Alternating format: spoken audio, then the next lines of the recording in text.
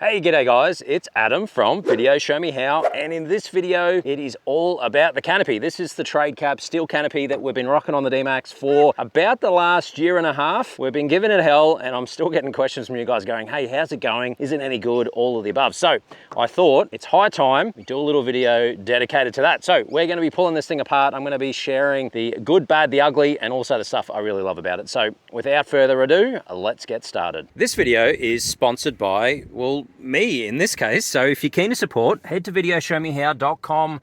Check out the range of products there. We've got spaces here for your cup holders to help you not spill your coffee everywhere because they are ridiculously deep. We've got center console trays to help with a bit of organization there. We've got switch panels and bits and pieces there. So if you're looking for extra factory style switch locations, even rocker switches, we've got you covered there.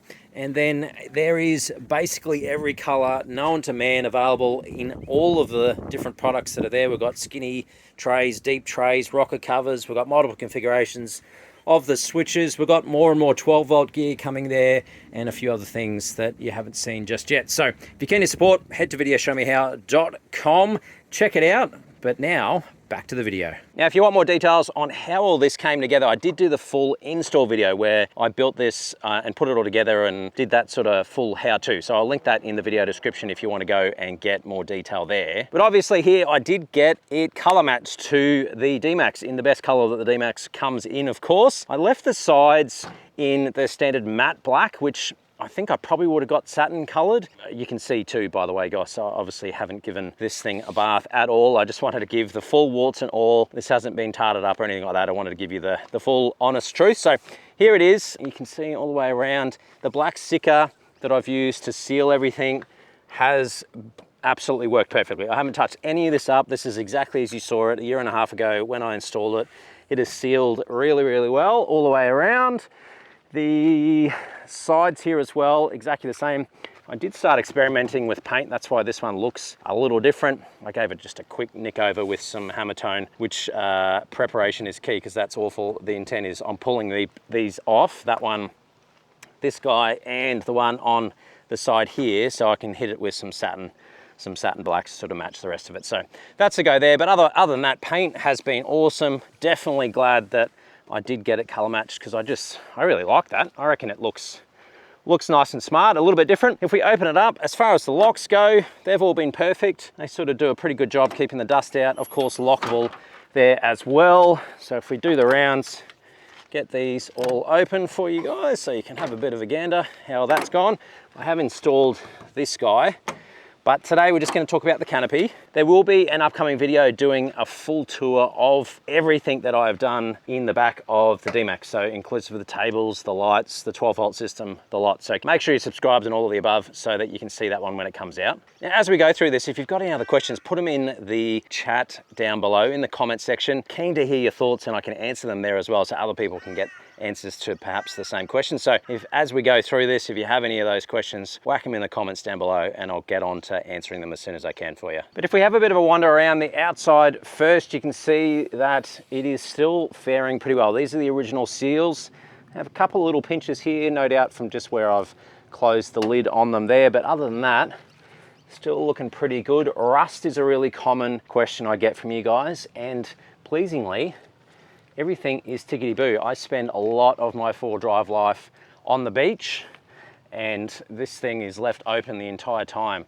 The only thing that I have noticed some rust rolling through is on the gas struts. They still work perfectly, but I've just noticed the actual coating or whatever's used on here is starting to be a bit wishy-washy. I don't know whether it's that particular gas strut or whether they'd all do that with the amount of sort of salt air that this thing gets, but a super easy replace there. I'll be flicking those guys out at some point soon. But other than that, exterior wise is all looking pretty good. Another little pinch there. Like I said, probably user error, I'm not sure, but this has been all I've sort of needed to keep all of that dust out from all the doors and water. So there's never been ingress there. Handles have survived perfectly. The hinges are still looking sweet there all the way around. Maybe a tiny bit of fading, but they're all still perfectly fine, operating a-okay. The only other thing is probably on the roof rack. I have modified that. So as you can see, I've actually Got some separate brackets here for rooftop tent when I go on trips. This channel, big steel channel, I've modified the roof rack to slot inside it. I have some pretty serious height restrictions that I need to get to work with, and 2 meters and I am toast. So this got me underneath by the whisker, by the skinniest of margins, a couple of millimeters. So that's what I've done with the roof rack. They pull apart nice and easily, and I've been able to get that in and bolt it into position, which has worked really, really well and gives that nice slimline look there as well. Now, if we come around and have a look on more the inside of the doors and what have you, you can see other than the gas struts, everything is looking pretty tickety-boo. I've loved these.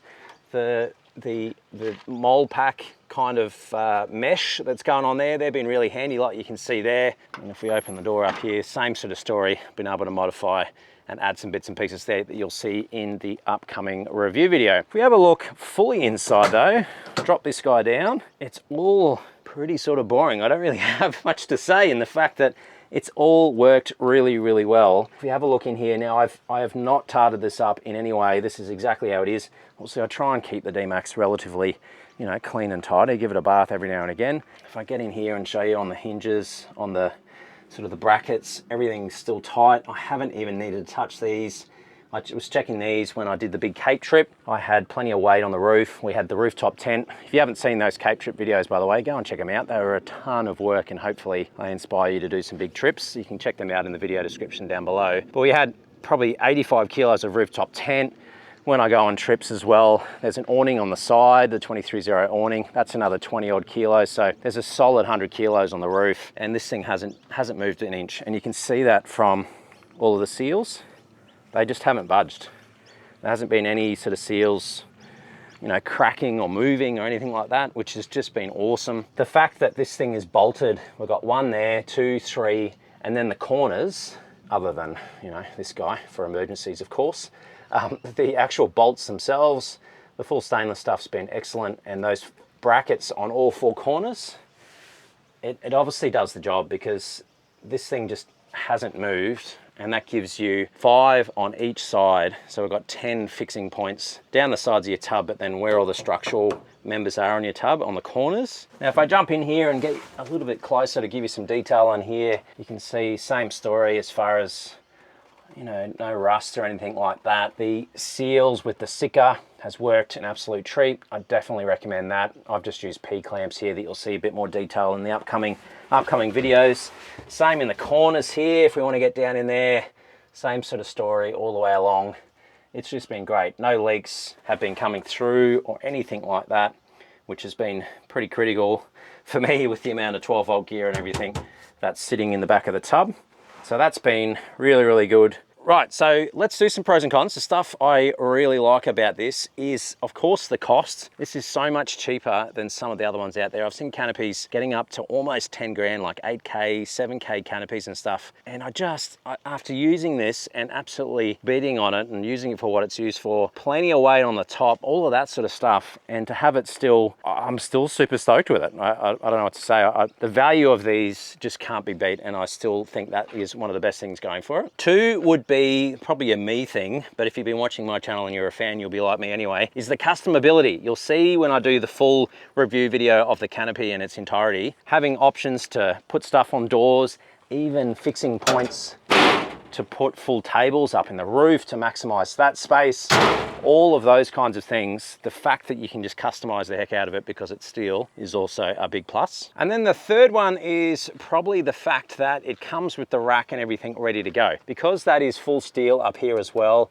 it is super, super strong, and that C-channel there goes the entire length, so it has plenty of strength at the top there. Like I've said, with the rooftop tents and canopy, awning and that sort of stuff on here, it just has been rock solid the whole time. So that's definitely been a massive plus as well, is the overall strength of the entire unit. Now, if we have a bit of a look at the other side of the ledger, the cons stuff, there's a couple here, but nothing major. I think some seal stuff, but like I said, I think that's probably user error. You know, the fact these have the gas struts, I believe these are changing for the next gen, but these, you know, have had a little bit of rust, but easy to swap out. The position of that rear light there is a bit kooky, because if I do the old storm mode here and we turn that on, it probably isn't coming across in camera because it's daylight, but at night, the position of that probably isn't great because it blasts you in the face. The upside is, I believe on the new gens, they're from at the back here, and I think they're face down, which would be absolutely awesome. The other thing is, I've got a tint on the D-Max, like I'm sure most of you guys do in your car. I've noticed that, which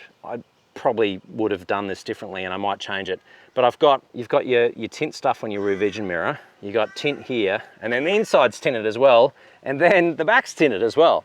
So the upside is, no one's blinding me through the rear vision mirror at night time because I've got tints galore all the way through. So if you're getting one of these and you haven't got a tint yet, I'd probably tell your tinter dude not to worry about tinting that rear window because you're going to have like literally 3 layers of tint and not have an issue with anything like that. So it's a bit dark for me, but once again, you can probably modify that. Something worth bearing in mind if you go as one of these. And that's probably about it. I can't comment on the standard powder coat that it comes with because like I said, I did get the extra paint done with the color match, and that's the same, you know, automotive paint as the car, so I can't really comment on that. Probably the only other thing would be the look, and whether you're looking for something a little bit more squared off, you know, probably a little bit more aggressive than the roundy kind of fiberglass shapes and those kinds of things. So overall, I think this thing has been pretty awesome, and I'm looking forward to its next iteration. Because yes, of course, the D-Max never sleeps, and we've got some changes on the way. I am looking at potentially, well, I'm going to change this up a little bit. I have been looking at, these guys have a Gen 4, I believe, that's come out, that's styled a little bit differently, and it's got some other upgrades in there as well. So thinking about going one of those. The other option, of course, is the full canopy that you've seen everywhere. I'm still torn on that because I do like the tub, obviously store mod, like you've seen in the other videos and bits and pieces, storemod.com.au, by the way. That sort of stuff is